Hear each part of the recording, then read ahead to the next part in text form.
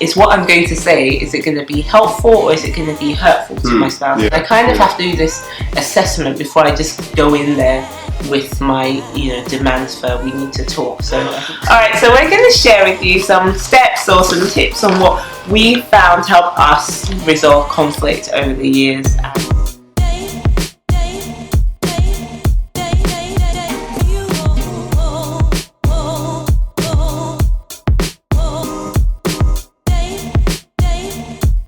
Hi everybody! What's up, people? So it is Sam, Big Sammy, and Bibi, Big Sammy. I'm trying it out. Oh my god! So Sam and Bibi, and we thought we'd come back to you with another married conversation. And based on the last video, I'm really grateful for all the lovely feedback. So we discussed marriage and finances. The pennies. Money. And that was kind of a very interesting conversation. It was. So we thought we'd continue on with this series. And one topic that was suggested to us is to discuss how we handle conflict.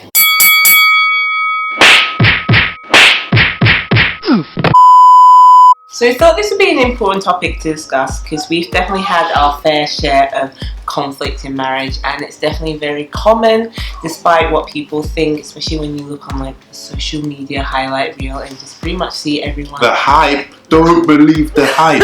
With their perfect marriages. But the thing is, everyone has disagreements, whether or not it's early on in marriage or later on. So we just want to discuss our own experience because we've definitely experienced it in almost 5 years of marriage. We're not claiming to be experts. This is just stuff that we have learned along the way, things that we're using at the moment that's really working for us.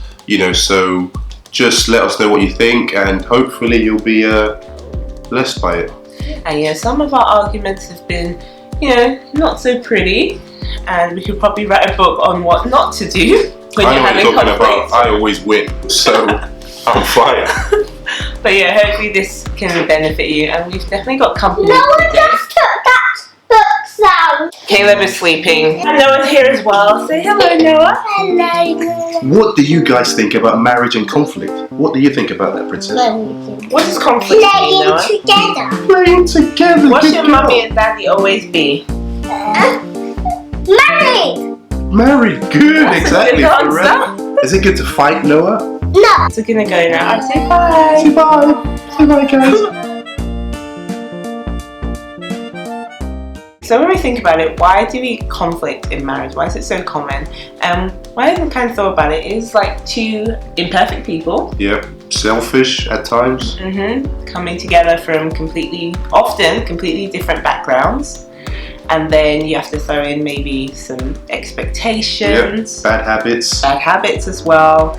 And then just stir that thing up with the daily chores of life itself. Whack it in the oven, turn up the heat. And you're bound to get conflict. So since every marriage is bound to have a little bit of tension, when we thought about the topic of marriage and conflict, I don't think it's a question of like avoiding it. No, definitely not. No, I think it's more of a question of how you deal with it when conflict arises.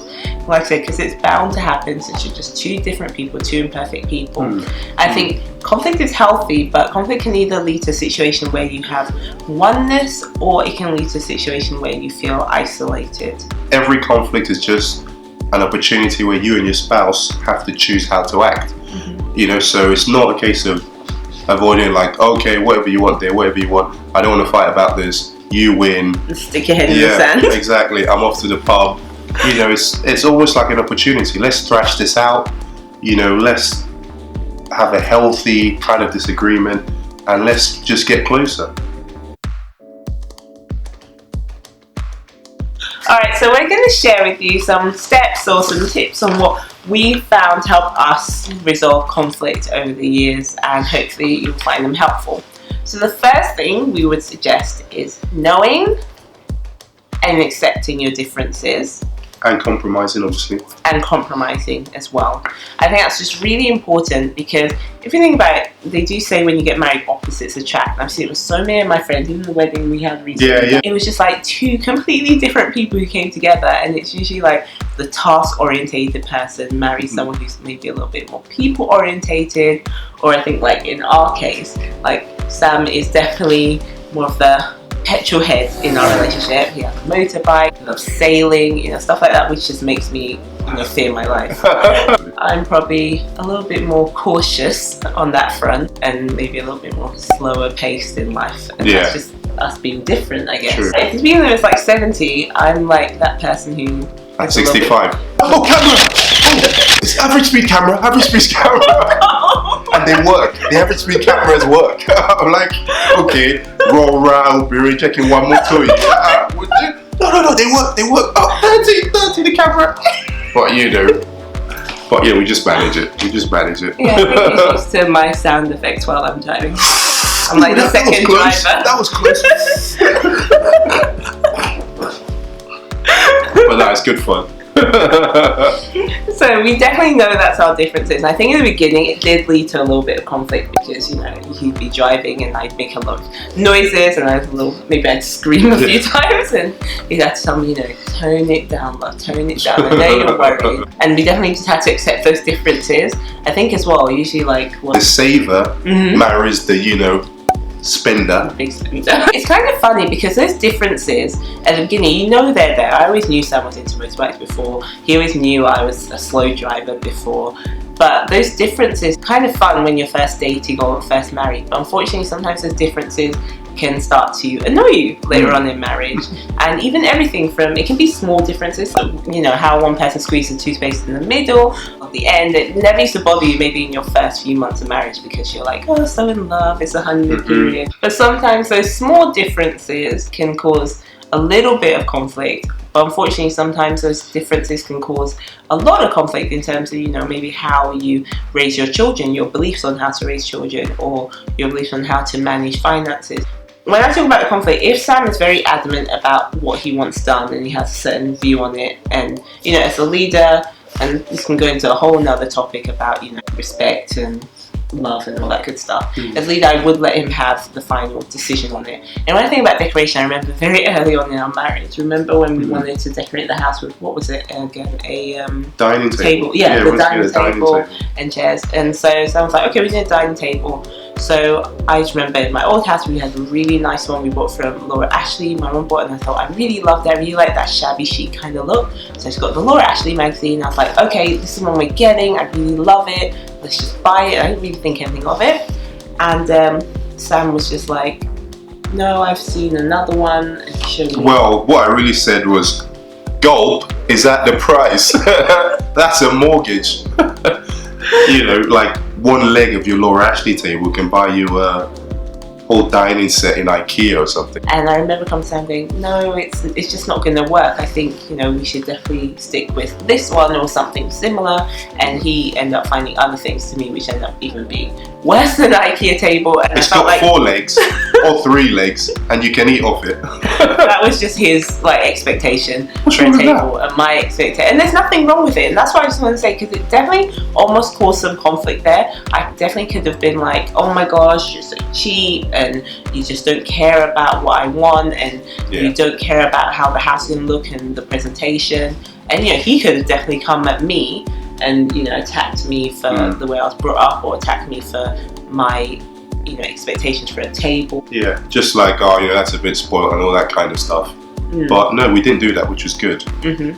So I think at the beginning we were definitely almost got there. It was getting a bit silly arguing on a table, but we didn't attack each other in that front. And I think that's because we were in that stage where we were learning to, like I said, accept our differences. That's just my viewpoint on furniture, that I don't mind spending a bit more on furniture because to me it has to last a certain time and it does have to look a certain way, and he has his own view on furniture.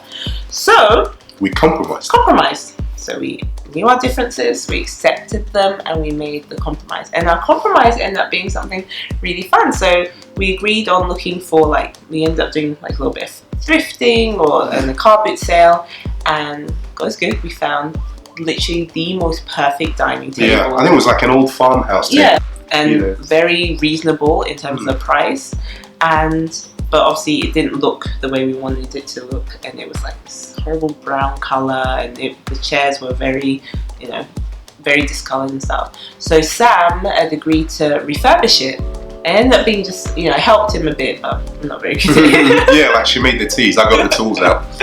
Just a bit of sanding, painting. Yeah. So it was good. And it turned out to be a really fun DIY project. And it looked great. And it looked way better than the ones I seen in the store, to the point where people came over, they always be like, where did you get this table from? And it was kind of like fun because we used to look at each other and smile, like an inside joke, because we knew that was almost we could have had the table at the end of the day. One of us could have won, one of us just could have been selfish, saying this is my view, this is what I'm going to have, but it would have just caused a lot of conflict in the house. And I think it's important to be willing to make compromise. So it was like a mini victory, it could have been a train wreck, but then it led to like oneness instead of just isolation, like, oh, she wanted it, that kind of thing, or he wanted it. It was like we wanted it. So and we made it work together. So the next thing we're going to talk about is defeating selfishness, which is a big cause of conflict in marriage. And when we were looking to the word on this, we definitely found out we come into marriage with a little bit of selfishness inside us. And I think it's James or something which talks about, James 4. I'll summarize it below, but it's like, what causes quarrels amongst you? Isn't it the selfish desires from within? And I just found that so interesting, because when you think about marriage anyway, it's going to reveal, if not amplify, whatever problems are there already. So if you come in with that little bit of selfishness, it's going to be exposed in marriage, because marriage is a mirror, and it's going to be amplified in marriage. So, and it's going to cause conflict as well. So when we saw that, we were like, okay, so how are we going to defeat selfishness? What's the word answer for how to overcome selfishness? And it was in, I believe, Philippians, which basically just tells us to be more like Christ, and it gives a ton of examples of how to overcome selfishness, which can definitely be applied to overcoming selfishness in a marriage as well. After others' interests and not your own, instead of wanting to be served, you should serve first, and being humble. And even Christ teaches about, don't try to, if you try to save your life, you lose it. And treat your neighbours yourself. So we all like to come in thinking, we're fine, we're good, I'm a good person. But just innate in us, we're not perfect people, we're selfish, and we need to accept that. And it's through Christ, we believe, through the word, that makes us a new creation, and that definitely helps us. So for us, set a new standard. It wasn't enough to just be like, okay, I'm not going to be selfish, I'll let you have your way, or I'll just keep quiet. It's like you're going out of your way, you're like actually serving the other person, you're actually wanting to be last, you're humbling yourself. And I feel when we both do that at the same time, that's just creates a beautiful thing in marriage, and God's purpose and vision behind marriage. When the other person reciprocates, it's just like boom, you're there. It's like, that's cooking just right. But if it's a one-way thing, then it's obviously, it can be a lot more challenging. But I think if it is one way, because I know maybe that's the way it is for some married couples, then I would just always say keep on doing your part, and God rewards that. God rewards you, continuing to honor Him and treat the person with respect and love, even if they don't deserve it, even if they're not treating you the same way. But you overcome evil with good. And then God will just turn their heart. So the next thing we're going to talk about, so interesting, is about loving confrontation and confronting well. Exactly. So when it means to love confrontation, what I mean is, you're bound to have some kind of conflict in your marriage. And I think a healthy marriage is when both partners, both spouses, feel that they can, come to the other person who's their best friend and share with them areas of concern or problem areas, and that person is going to receive that and they're going to be able to discuss it further.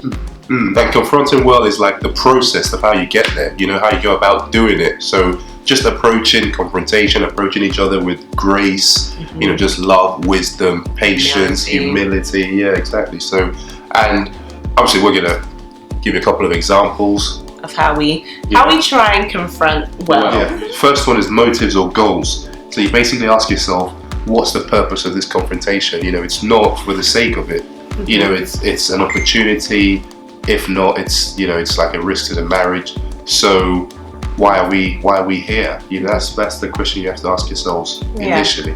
like if you're gonna have this conversation, I think before you pull out the we need to talk card, you want to ask yourself, is having this conversation, I know I kind of do a little checklist in my head, is having this conversation going to bring like oneness and wholeness and healing, or is it going to make my spouse feel further distant from me? Is what I'm going to say, is it going to be helpful or is it going to be hurtful to my spouse? And I kind of have to do this assessment before I just go in there with my demands for we need to talk. So I think what Sam said, question what are the motives behind it first. So easy to just end up in like a scoring points kind of thing. Like, you messed up, I'm going to pull you up on this, that kind of thing, so which is obviously not good. It's negative, so motives and goals, ask yourselves, do we even need to be having this? Is it worth having this conversation? What is it? What's the point? So the second point is this the right circumstance? Timing, location, setting, Is this the right circumstance to actually bring this up?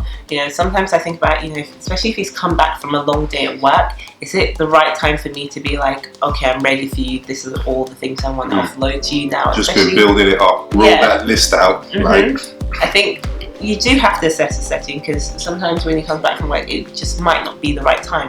Or if, the kids are just, cutting up and he's like trying to settle, a little squabble between the twins, that's not the time I'm like, I see you're trying to sort out the kids, but let me just throw this grenade in there as well. I want to talk right now, I've got some issues right now to discuss with you. So, try and be sensitive to when you actually want to confront, and that's all part of being tactful and how you confront well. And obviously the men as well, know your spouse, know the right time, for your wife. Don't just kind of take advantage when it's good for you, kind of thing, which it's not good for her. Going back to looking at the other person's interests first, so that is really important, and definitely not in front of the kids. If it's going to be something heated, exactly. If you feel like it's going to be a heated conversation, I think you know from it when you think about what kind of topic you're going to be discussing. Then I would definitely advise not in front of the children, and definitely not in public as well.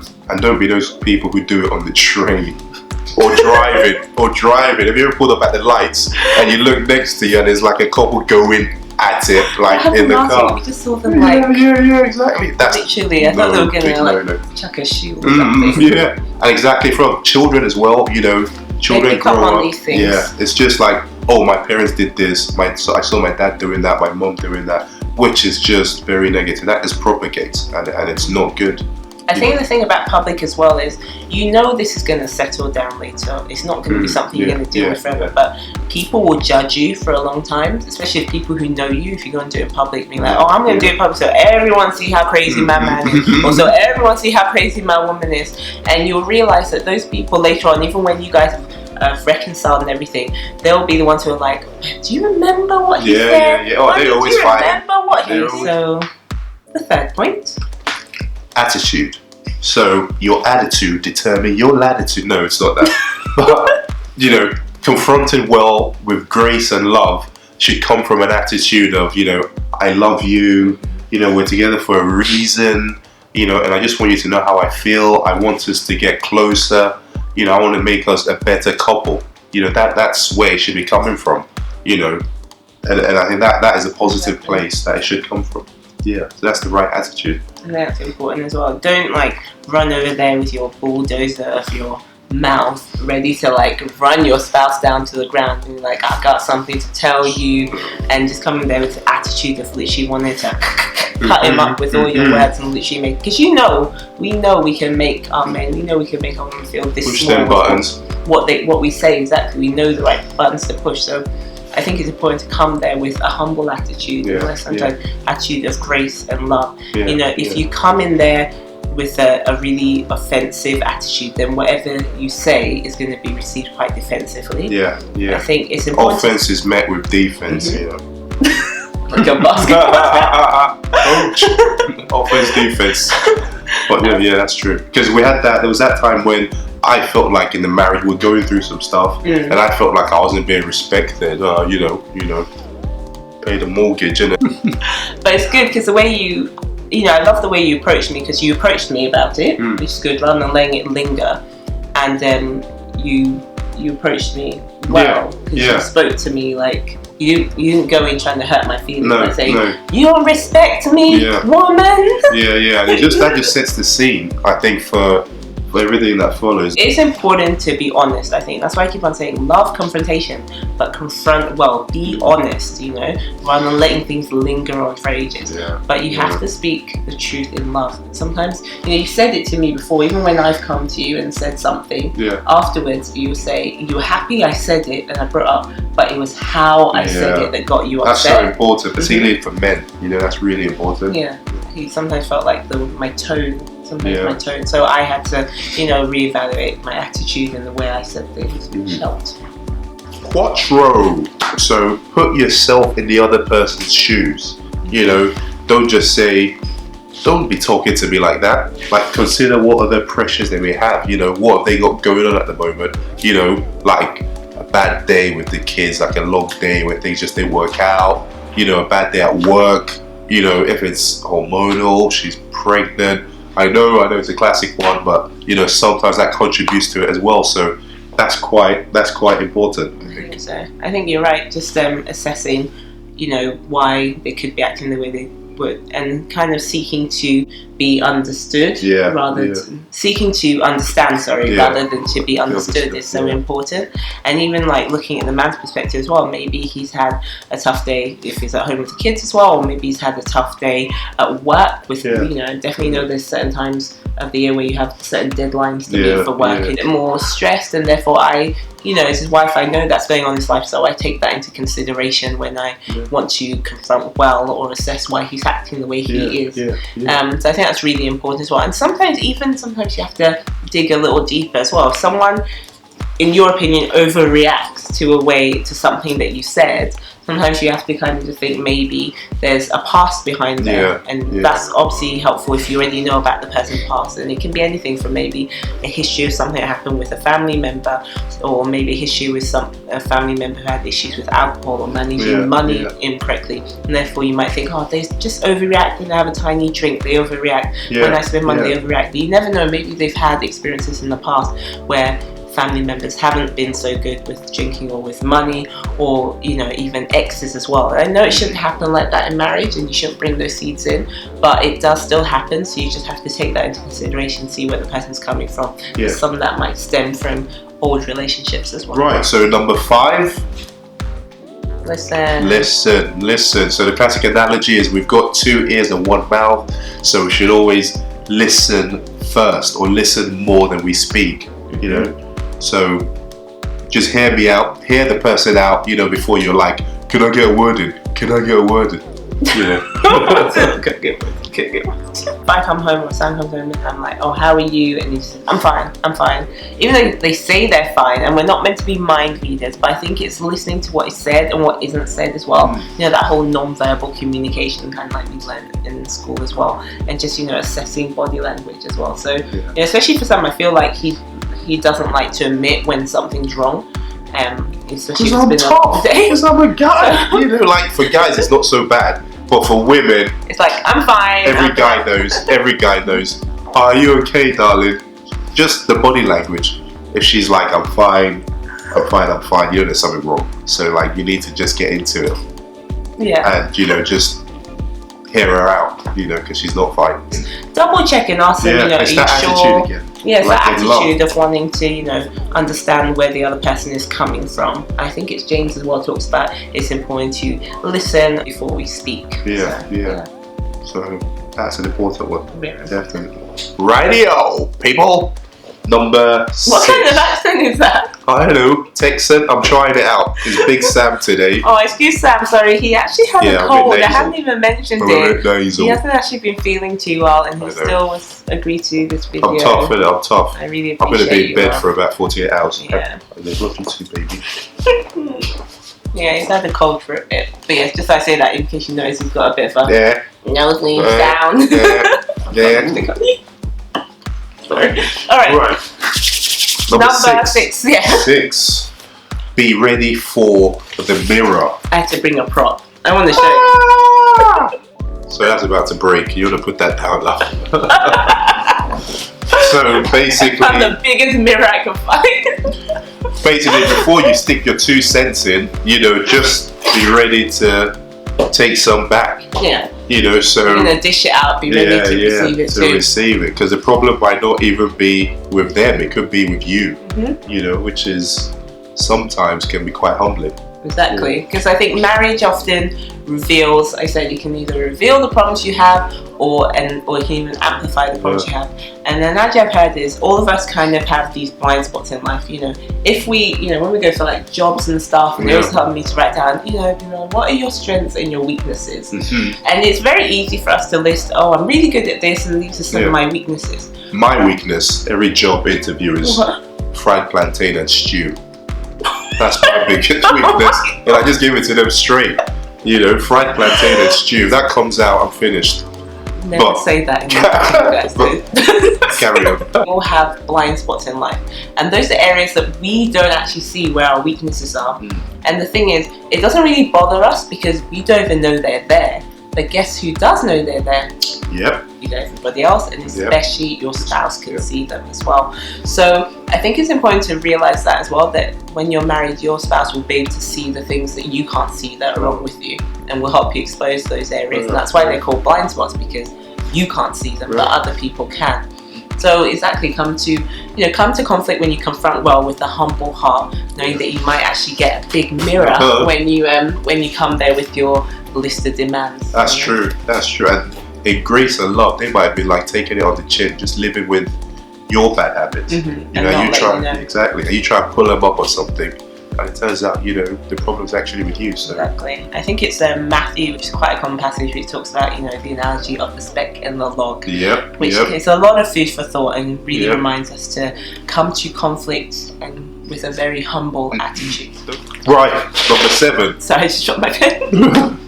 So focus on the problem, not the person. So just attack the issue and not each other. Exactly. Don't play the blame game. Big one. Exactly. It's not like you said, she said kind of thing. I think that's super important, because when I think about our example, especially as we discussed in the last video on marriage and finances, because it was such a big thing for us early on in our marriage, because we hadn't really discussed finances very well beforehand. And the problem is, when you focus on the person, especially when we realize we are different, Sam was more the spender, I was more the saver. If you're focusing on the person, you'll be like, you spend too much, you are the reason, you're going to affect my credit score, you're going to mess things up, and you're just attacking that person. And he could look at me and be like, you're just penny pinching, saving, you don't want to invest, you don't want to dream big, all that kind of stuff. And you're just constantly attacking each other. And the thing is, instead of focusing on each other, why don't you look for a solution, focus on the problem. So if the problem with finances, what are the solutions? Budgeting. And that's why we became so big on budgeting. And I'm telling you, we literally live off spreadsheets. It's like amazing. It makes our life just run so much smoother.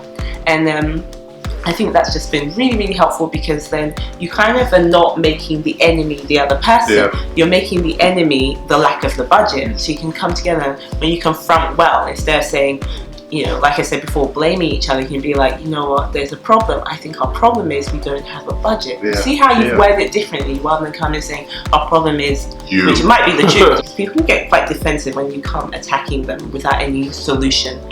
Try and think of a solution firsthand. So that was what worked for us. So we've really enjoyed having a budget and can stay focused on where we're going as a family, and we can now budget toward things like holidays and what we're going to buy, and the car and the house for the future. And it allows us not, because a lot of times conflict arises when you like I said, you see what other people have and you get jealous, and you kind of forget what your family vision was. And that's why it's so important to have visions and a goal for your family, and a purpose and where you're going. Obviously, Christ at the center, and it's a God-led vision. But I think for us that really helped, because it just allowed us to keep our focus. Keeps us on track. Solving the problem. Keeps us on track. There's so many problems you can focus on. So think about it, could be problems with the in-laws. You focus on what that problem is. It could be problems with kids, with sex, with lust, with alcohol. And some of these can be quite a serious issue, but focus on the problem. Focus on solving the problem, not blaming the other person. Right, number 8, the rules of engagement. It has to be a fair fight. If there's going to be beef, it has to be fair. So, first of all, let's just lay the ground rules down. Very important. We don't need any bombastic, catastrophic weapons of mass destruction. You know, there's just some things that you don't need to say, right? You know, exactly. You know, just some things that they don't like, some things that sets them off.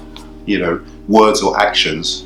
You know, the trigger spots. Yeah, you know. So you just made me laugh with your not bombastic, but just know the things that will trigger off your spouse. And when I say have some ground rules, or when you say have some ground rules, these are things that you've agreed on before you've even had the conflict. So those of you who are in your honeymoon phase, you're like, we ain't even fighting, we've never fought, I've never seen him angry. This is a good time now to set some of those ground rules in place. And those of you who've had conflict before, learn from it and actually see what the areas were. Maybe it's something. We all know the trigger spots for our spouse. We know the things that can set them off, make them really upset, really angry, even make them feel really depressed. So find those, make sure you know what those words are, and then make sure you make a rule that when you're going to have conflict, when you're going to come together and discuss something, those words do not come up in the conflict. It can be anything, the threat of divorce, which should be something I think should even be on everyone's list. No one should ever bring that up in a marriage. You should actually just remove that from your vocabulary, throw away the key to really, try and make sure that's a word that you don't use in your marriage. And just anything, if there's a word maybe saying, oh, you're just like your mother, and she has a really, not so great relationship with her mother. Or you can say you're just like your father, or comparing them to an ex. Anything which will really trigger them off, which just send them up into like rage or being really upset or really depressed. So try and write it down on a piece of paper where you've actually agreed these are words you are not going to use whenever you have any form of conflict or disagreement, to make sure that when you fight, you're going to fight fair. When you confront, you're going to confront well. And I think that's just really important. It's important to establish certain words which will trigger off your spouse. And then the other thing as well is maybe having some kind of code word as well. So when you do, if you feel like the conflict is getting to a certain point, there should be a way out where at this word all arguments cease. Not that you don't bring it up again, but like at this point we'll come back to it, but it's just getting to a point maybe things are just getting a bit silly, and you want to make sure it stops there. So it can be anything. It could be like Jesus, it could be like a random word, bananas, anything like that. Or it could be like, I think one time I joked, I'm like, I'm pregnant, we're twins. At which point my life flashed before my eyes again, and I bellowed out. Or that's when you like fainted. That really helps. So just make sure you have some kind of code word will help as well. And the word is so full of scripture which encourages as well about the way we speak, and in Colossians and Ephesians talk about us not to use angry words, only use words which are helpful. So I think it's just really important to make sure in the way you fight, but anytime you have any kind of conflict, you think about the words that you use, and you evaluate the way you're going to confront and what words you're going to say. And that helps you just to rid anger out of just your life and your marriage, and confrontations, which definitely helps to make things more positive. What we're going to talk about is forgiveness. Very important. No one is perfect except Jesus. We're people. No one is infallible. No matter how much two people try to please each other, no matter what you do, put your best foot forward, at some point we will all fail. And obviously failure brings disappointment, it brings pain, I can't believe he did that to me, that kind of thing. And the only solution is forgiveness. It's forgiveness wholeheartedly, just from the heart. Marriage is the union of two good forgivers. And I think that marriage, probably more than any other relationship, or more than most relationships, gives you the opportunity to practice forgiveness many times over. I just think it's so important, because God, and obviously Jesus, sets a standard of what forgiveness is and true love is, because the fact that we were forgiven of our sins, and He set down His perfect Son to die for us, and that really sets the bar and the standard of what forgiveness should really be. And I do want to put out there that we're never going to advocate divorce at any point, but we are talking in the context of a healthy relationship. Obviously if we're in talk about issues of abuse or safety issues, then I definitely advise seeking safety and wise counsel are two of the most important things. But if we're just talking about a little disagreement here and there, or everyone's relative, somebody's done something that's really hurt you, especially in a marriage, we have to pursue and seek peace. and with it pursue and seek forgiveness. Yeah. And I was reminded, and especially when I go to church and I see people and they're so on fire for God, want to help everybody else, but then you speak to them and ask them about their spouse. It's just like the worst relationship ever. Yeah. And I just think it's so sad that how can we say we walk in love, we walk in the love of God, and we can't even love the people under our own roof? Yeah. How can we say, where, we love people and, you don't even love your own husband, you don't even love your own wife. And I just think it's really important. Your first ministry is your home. Exactly. Yeah. So I think if you can get that foundation right, then it will set the course for everything else. So it's so important to make a priority how you treat your spouse and how you love them and how you forgive them. And that starts at home, and you have many, many opportunities to practice with your spouse. Yeah. And so it obviously doesn't come naturally. And sometimes it's tougher to forgive, the pain in the home, in the relationship, than it is to forgive outside. But just like you said, just being mindful of how much Christ has forgiven us. That just blows your mind to think, wow, and every day we're failing Christ. And every day He's forgiven us. And why can't we forgive each other? That is just so big. The final thing we're going to discuss is if the bedroom ain't rocking, the devil comes knocking. Yeah, sex. It's true. It's true. It's true. So it's about, when it comes to confrontation in marriage, it's important to not use sex as like a currency or like a threat to say, if we don't resolve this, or if I don't get my own way, you ain't getting none of this. Fine. You ain't getting none of this either. Or, any kind of threats that, the other person's going to be sleeping on the couch, or just, trying to avoid sex altogether. Because remember, you are married. I think it's really interesting. One thing I've noticed is, the enemy tries so hard to get people together before they're married, and then afterwards he tries everything to separate them when they're married.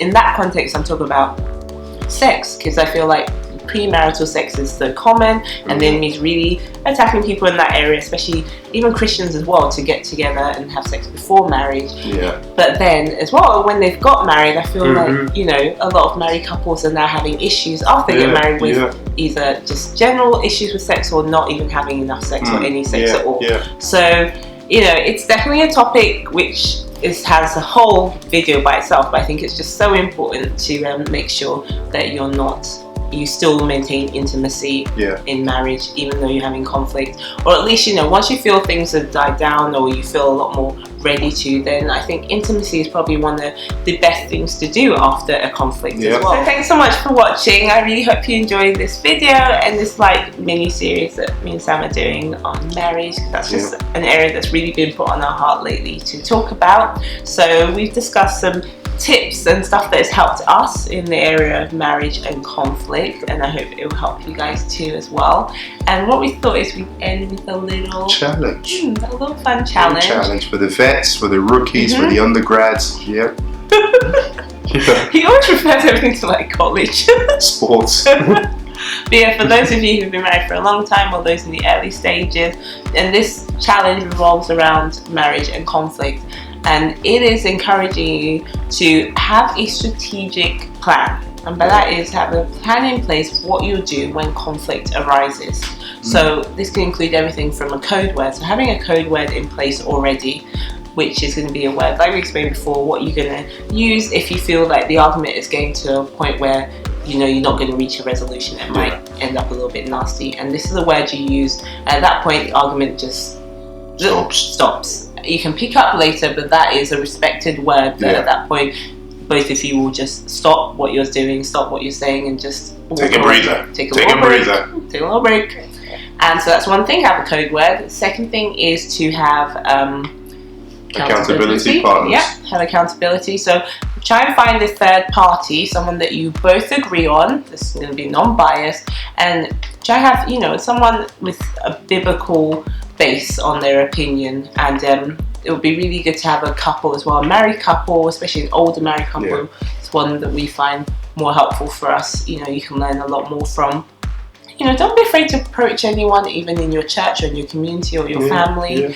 And, you know, you can learn so much from them, and just, you know, ask them if they want to help mentor you or help be your accountability partner in your marriage. Because I think when you're courting, I guess, it's very common to have accountability. I think it's so important to have community in whenever you're in a relationship with anyone. But there seems to be a gap that once you get married, people either don't have time for it or they don't have. It's like leave them to it. Yeah, all right, we'll figure it out. Exactly, and there's so much to learn in marriage. It's like a whole new ball game. I think it's really important to still have that level of accountability. So I really encourage you, if you don't have anybody at the moment, to really pray about it and seek someone who can be accountable in your marriage. And the third thing is to have maybe certain words, like important words. Yeah, like things that you just won't say. Okay, and the last thing is prayer. Prayer. You know, if you're already in a conflict, just pray together. That's a really good point. So speak to them and say, you know, is there anything you want me to pray about? And then try and pray together. Talk about holding hands, hugging each other, and really praying in a union. So, you know, you should be doing that anyway, even before the conflict happens. But if you're already at that stage where it's happened, I think that's a nice way to break the ice, where, you know, you're not looking out for yourself, you're not bringing up the conflict, you're actually just saying, is there anything you want me to pray about? If there's anything that concerns you. I think that will definitely soften someone's heart and leave the rest to God. Because the truth is, we can't change our men, we can't change our spouses. Only God can change them. I think that's something that, you know, a lot of people battle with in marriage, trying to change each other. You really can't. So only prayer can make a difference. So bringing God, that, you know, that threefold cord into your relationship is so important. So I hope that would be something, you know, you take on board and can really be helpful and beneficial in your marriage. And definitely, you know, we are praying as well for a lot of marriages out there. It's definitely something on our heart. So I think that's about it. So thanks so much again for watching. Be sure to like and comment, subscribe, and we shall see you in our next video. Bye guys. Bye, thank you so much.